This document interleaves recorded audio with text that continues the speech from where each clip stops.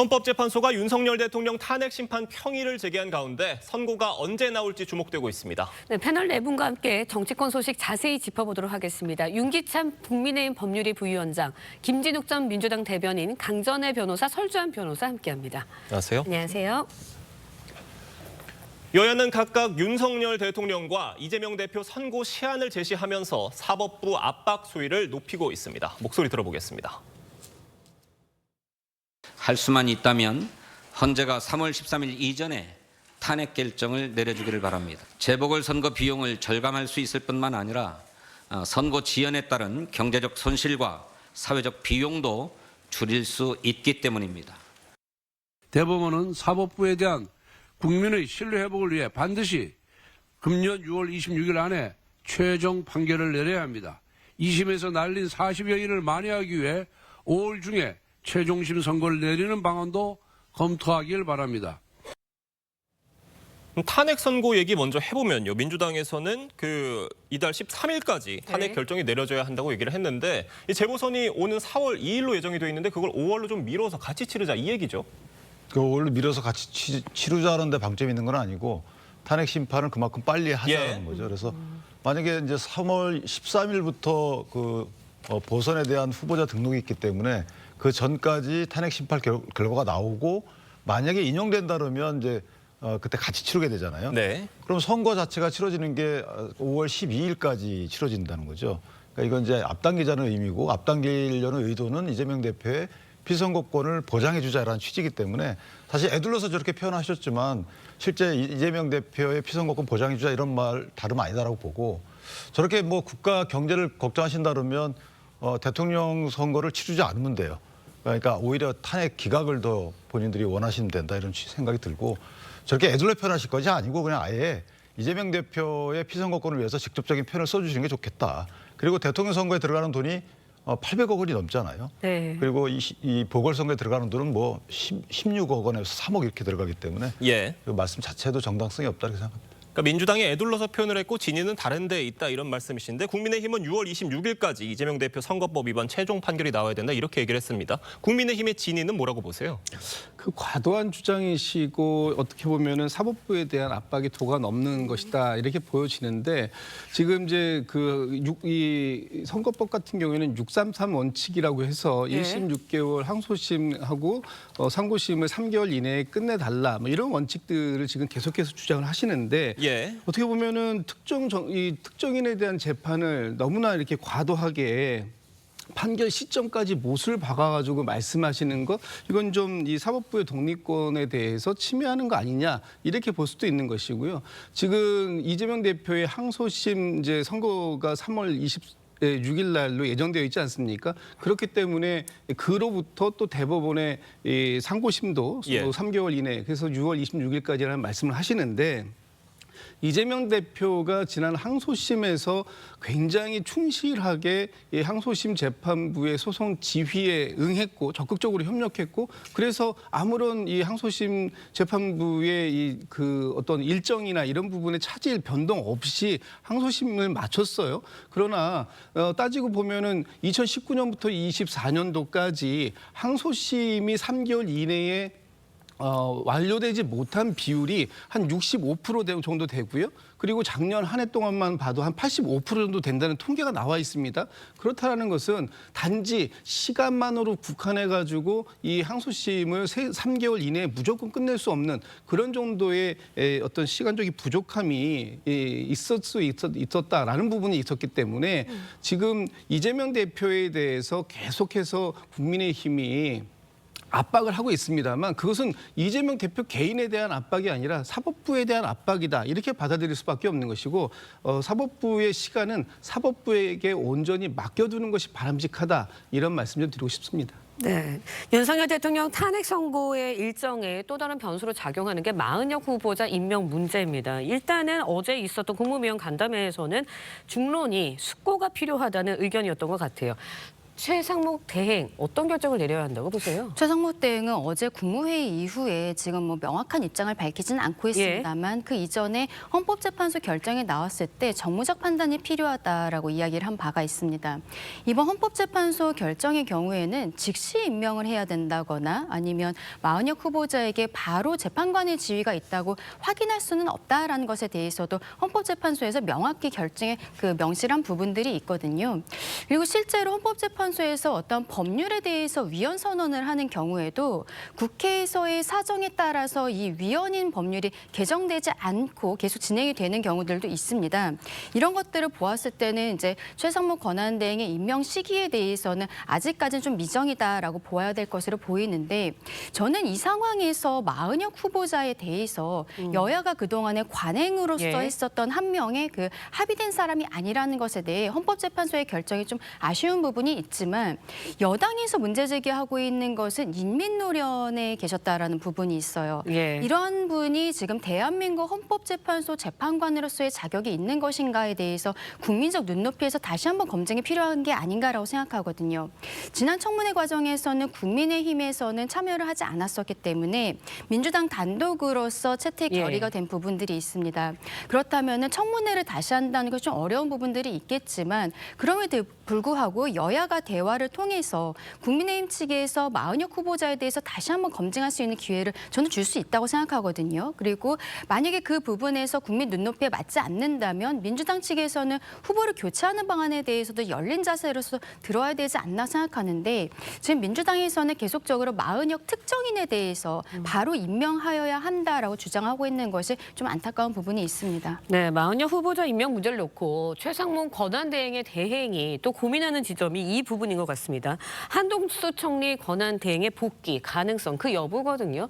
이건 어떻게 보세요? 그렇죠. 한덕수 그 국무총리도 당시 권한대행에서 예. 탄핵이 된 것이 그때 탄핵소추 사유에 헌법재판소 재판관 임명하지 않았던 부분들이 있거든요. 그리고 당시에는 3명을 임명하지 않았었는데 지금 만약에 한덕수 권한대행에 대해서는 2월 19일에 한 번 변론기라고 마무리가 됐었기 때문에 보통 한 2주 정도 뒤에 선고가 나온다 하면 이번 주 안에 선고가 나올 가능성이 있어요. 그러면은 최상목 권한대행은 권한대행의 권한대행인 상황이기 때문에 오히려 이러한 탄핵소추 사유로도 들어가 있었던 그 한덕수 국무총리가 돌아와서 여기에 대해서 임명을 하는 것이 맞지 않느냐라고 보고 있는 것이죠. 실질적으로 한덕수 국무총리에 대해서는 5건의 탄핵소추 그 사건 중에서 내란죄에 대해서는 철회된 부분들이 있고 나머지 사건들에 대해서도 법조계에서 보았을 때는 기각이나 각하가 될 것이다라고 보는 그 의견들이 우세한 상황이기 때문에 한덕수 국무총리가 돌아오는 시기에 대해서도 좀 저울질이 되어야 되지 않나 생각합니다.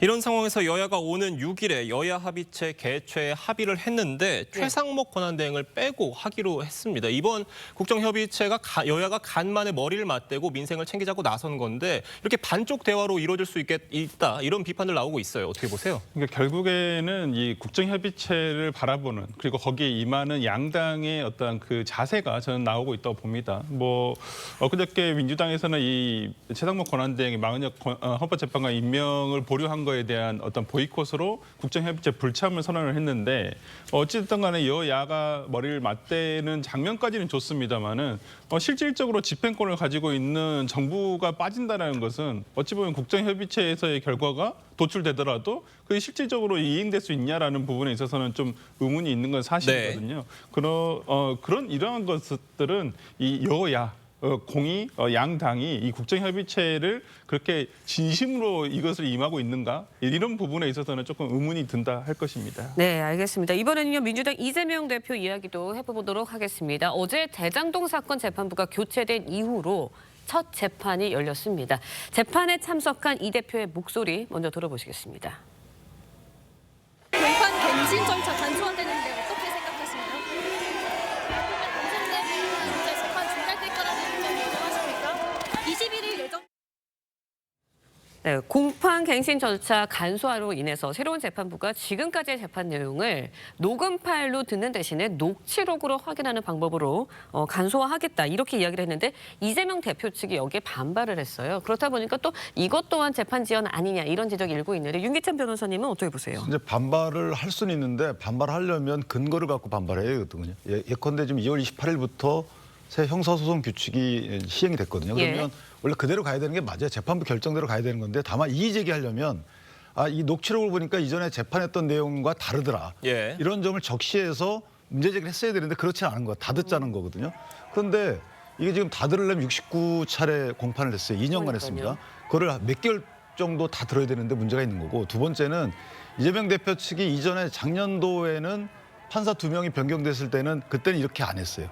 그 당시에는 2차례에 걸쳐서 그 재판 갱신 절차만 거쳤거든요. 근데 지금은 다 하자는 의미는 뭐냐면 그 당시에 위례신도시에 관련된 재판만 진행됐고 그게 끝나고 지금은 대장동 재판이 진행됐거든요. 그렇다면 제 개인적인 생각은 위례신도시에 대해서는 본인이 크게 문제가 없다고 생각하는데 대장동 재판은 좀 다시 꼼꼼하게 살펴봐야 되는 게 아닌가, 이런 생각을 하고 계신 게 아닌가라는 생각이 들어서 결국은 두 가지 측면에서 보면 첫 번째 규칙에 따른 재판부의 소송지휘권에 일단 반기를 들었다. 그다음에 대장동 재판에 대해서는 조금 더 자신이 없어 하는 게 아닌가. 저는 이 두 가지 측면에서 이해했습니다. 네, 지금 이재명 대표가 이런 재판 지연을 네. 하고 있다는 비판을 계속 지속적으로 받고 있는 상황인데 이렇게 녹취록을 전부 다 듣자 이렇게 얘기를 한 이유가 어디에 있다고 보세요? 그러니까 이건 재판 지연이 아니고 이 피고인의 어떤 방어권 차원입니다. 특히 이번에 같은 경우에는 이 정기 법관 인사 때문에 재판관하고 배석 판사 2분, 그러니까 소위 3분의 재판부 모두가 바뀌시는 그런 상황이 됐어요. 그렇다면 이분들이 지난 그 과정들 속에서 어떻게 이 법 재판이 진행되어 왔는가 하는 부분에 대해서 전혀 모르는 상태에서 그 재판을 진행해야 되는데, 사실 재판부가 어느 정도 사실관계 확인을 좀 하고 재판이 진행되는 거 아닙니까? 이 사건 같은 경우에는 검사의 공소 사실만 한 170쪽에 달하는 아주 복잡한 사건이에요. 예. 이런 사건들 속에서 어떤 내용들에 대해서 충분히 재판부가 확인할 수 있는 그런 과정이 필요하다라는 부분을 방어권 차원에서 얘기한 것이고, 어차피 재판부가 이제 녹취록을 기본으로 하되 상황에 따라서 이 피고인 측이 어떤 이 녹취가 아닌 녹음을 다 좀 듣고 갑시다 이렇게 말씀했을 때는 그에 대해서 판단하겠다 하고 했기 때문에 이 부분에 대해서는 뭐 그렇게 진행이 될 것 같습니다. 다만 신속하게 재판을 진행하는 것도 매우 중요합니다. 그러나 이 신속함이라는 것 때문에 어떤 피고인의 정당한 방어권까지 제어받는 이런 상황은 오지 않았으면 좋겠다, 이런 말씀 좀 드리고 싶습니다. 네, 그런데요. 앞서서 이제 민주당에서 이재명 대표가 대통령에 당선이 되면 불소추 특권으로 기존 재판 중단된다라는 이야기도 나왔었습니다. 그렇다 보니까 이제 국민의힘 쪽에서는 이 대표가 당선이 돼도 재판을 받겠다, 이거 먼저 선언해라, 이렇게까지 이야기를 하고 있거든요. 어떻게 보셨어요? 저 헌법에서 규정하고 있는 대통령의 불소추 특권에 대해서 이재명 대표가 한 방송에 나와서 대통령이 되면은 이미 기존에 진행되던 재판들마저도 중지된다, 이게 다수설이다라고 이야기를 하고 있고, 민주당의 법조인 출신 또 의원들이 같은 이야기들을 하고 있습니다.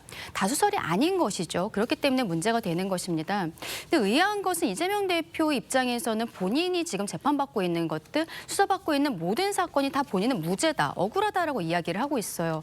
그런데 이재명 대표나 뭐 전현희 의원 이런 분들이 하는 것을 보면은 유죄이기 때문에 이것을 미룬다라는 심증이 오히려 국민들로 하여금 생기게 하는 것이 아닌가라고 보이거든요. 결과적으로 이재명 대표가 정말로 대선 주자로서 나오겠다라고 한다면 국민들 앞에 본인이 떳떳하다, 그렇기 때문에 나의 재판에 대해서 오히려 빨리 진행해달라고 이야기하는 것이 더 효과적으로 국민들에게 어필하는 방법이 아닌가라고 생각합니다. 네. 지금 헌법 84조 논란이 계속되고 있는 건데 설주한 변호사님은 헌법 84조에 나오는 소추의 의미를 어떻게 해석하세요? 저는 개인적으로 제가 공부를 했던 바라는 제가 봤던 헌법책에서는 뭐 전현희 의원이 해석하듯이 재판까지 포함된다는 얘기는 저는 보지는 못했습니다. 예. 그렇기 때문에 저는 공소 제기를 보통 얘기를 하거나 이걸 얘기를 하는 것이고, 저는 84조를 논하면서도 헌법 68조 2항에 대해서는 왜 얘기를 하지 않는지 저는 그 부분이 궁금해요. 68조 2항은 대통령이 거리된 때 거리 사유를 얘기하고 있습니다. 예. 대통령이 거리되거나, 근데 그때 보면 68조 2항이 명확하게 나와 있습니다. 네. 판결로서 대통령의 지위를 상실할 때에는 60일 내에 보궐선거를 하게끔 돼 있어요. 그럼 판결이라는 것은 뭔가요? 거기에 무슨 다른 수식어가 붙어 있지 않아요. 그냥 판결이라고만 돼 있습니다. 그럼 재판을 받게끔 돼 있는 거예요. 예. 그렇기 때문에 저는 개인적으로는 재판이 진행된다. 그건 이제 사법부가 진행할지 말지는 이제 사법부의 의지이지만은 예. 뭐 어쨌든 법문의 해석을 했을 때는 저는 개인적으로 그렇게 해석을 하고 있습니다. 알겠습니다. 저희가 다음 소식도 짚어보겠습니다. 채용 비리 논란이 불거진 선관위를 두고 여당의 공세가 이어지고 있습니다. 민주당은 선관위 견제에는 공감하면서도 여당의 특별감찰관 추진에는 선을 긋는 분위기입니다. 여야 입장 들어보겠습니다. 자정 능력을 상실하면은 외부의 제3의 기관이 여기에 대해서 외과적인 수술을 하는 것이 그 조직의 건강성 회복을 위해서 정말 필요하다 저는 이렇게 생각합니다. 필요하다면 하는데 목이나 칼을 보고서 장칼을 뽑는 것하고 똑같다고 생각을 합니다. 비리가 있었던 모양인데 그건 제도적으로 얼마든지 개선할 수 있다고 생각합니다.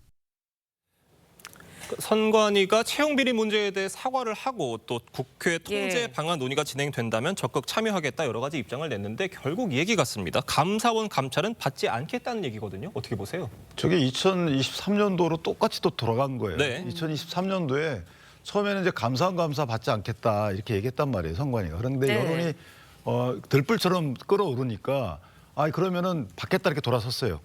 그러다가 갑자기 조용히 국회 권한쟁의 심판을 청구한 겁니다. 예. 나는 감사원에 감사를 받는 것은 위헌이다 이렇게. 그러니까 결국은 선관위는 그 당시로 돌아가서 또 2023년도를 되풀이하는 것인데 저는 선관위가 지금 감사원의 감사 결과를 인정을 했잖아요. 그리고 사과까지 했습니다. 그러면 뭐가 필요한 거죠? 감사원의 감사를 그대로 두든가 감사원의 감사만큼 감사 기능 있는 기구를 설치하든가 네. 이렇게 해야 되는 거 아니겠어요? 그동안에 국회의 국정감사의 대상이었죠.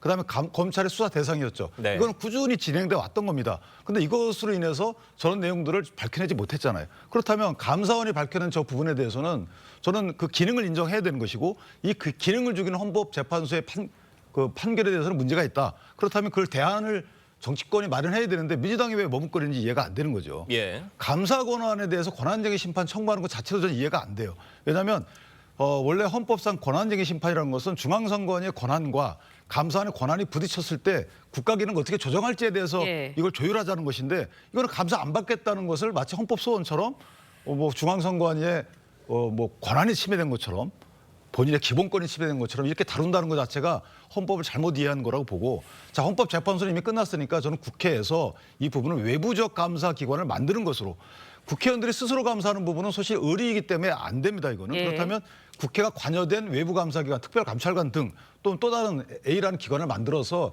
이 부분으로 하여금 중앙선관위를 감찰할 수 있도록 해야지만 이게 되는 것이지 마지막으로 저희가 감사 기능을 얘기할 때 선거 업무에 대해서 감사하자는 얘기가 아닙니다. 예. 인사관리 업무나 기타 나머지 일반 행정 업무에 대해서 감사하자는 거기 때문에 저는 선관위가 저렇게 교묘하게 흐트러놓고 국민들이 현혹하는데 저 부분은 분명한 뭔가 제도적 개선이 있어야 되겠다 이렇게 생각합니다. 네, 결국은 뭐 이건 것 같아요. 선관위가 국회의 감사를 받는다는 거의 실효성에 대해서 계속 논란이 있는 건 결국 국회의원의 입장에서는 선거와 연관이 있잖아요. 그러니까 제대로 된 실효성 있는 감사를 할 수 있겠냐 이 부분인 것 같거든요. 머뭇거린다는 표현까지 쓰셨는데 민주당에서 어떻게 보세요? 저는 뭐 중앙선거관리위원회를 옹호해주고 싶은 생각은 없습니다. 잘못된 게 있고 비리가 있다면 당연히 그거는 파헤치고 처벌을 엄단을 해야 되는 건 맞습니다. 예. 다만 지금 중앙선거관리위원회에서 뭐 여론을 의식해서 소나기 피하듯이 하는 부분에 대해서 민주당이 동의하는 부분 저는 그거 옳지 않다고 생각하고요. 좀 전에도 말씀 주셨습니다만 국회에서 어떤 이 합리적으로 감시 견제 투명한 운영 방안이 될 수 있는 방법을 만들어내는 것 필요하다. 다만 지금 이 감사원의 감사가 모든 문제를 다 해결할 수 있는 것처럼 그렇게 말씀하시는 거 그것도 좀 잘못된 부분이 있다.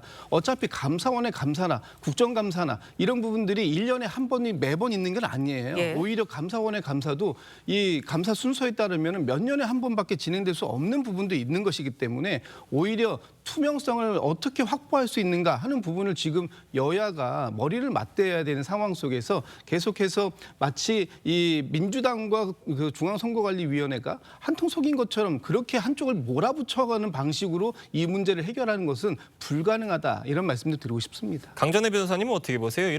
이번 감사원 네. 감사로 드러난 이 선관위의 채용 비리 같은 비위들을 근절하기 위해서는 어떤 대책 필요하다고 보십니까? 일단 국민의힘에서는 특별감사관 제도를 법을 도입을 해서 특검 정도 수준으로서 한시적으로 지금 선관위에 대해서 감사를 해보자라고 이야기를 하고 있습니다. 그리고 선관위 사무총장에 대해서는 국회에서 인사청문회를 통해서 이러한 사람에 대해서도 한번 검증을 해보자라고 이야기를 하고 있는데 민주당에서는 지금 여기에 대해 좀 미온적인 모습들을 보이고 있는 것이 안타깝다라고 말씀을 드리고 싶습니다. 그리고 좀 특이한 것이 어제 선관위에서 발표한 내용을 보면은 국회 차원에서 이러한 통제 방안들이 논의가 될 때 본인들이 적극 참여를 하겠다라고 이야기를 하고 있어요. 본인들의 위치에 대해서 저는 정말 잘못 알고 있는 것이 아닌가라고 생각합니다. 오히려 국회 차원에서의 감사라든지 이런 것들이 있을 때 자료 제출을 적극적으로 하겠다라고 이야기를 해야 되는데 통제 방안 자체에 대해서 적극 참여를 한다는 것은 본인들이 여기에 대해서 심판으로서도 들어가고 싶다고 이야기하는 것이 아닌가라고 보이거든요. 선관위가 아직도 정신을 못 차리고 있다 생각합니다. 짧게 하나만 더 하면 국회에서 그 당시에 친인척 관련 그 채용 내역을 달라 그랬더니 없다고 그랬어요. 열 몇 번을 다 거절했는데 국회는 아무런 조치를 취하지 못합니다. 의리기 때문에 그래요. 그다음에 예전에 2023년도에도 그 똑같은 말 했어요. 국회에서의 통제 받겠다. 그다음에 뭐 권익위원회 통제 받겠다. 검찰 통제 받겠다.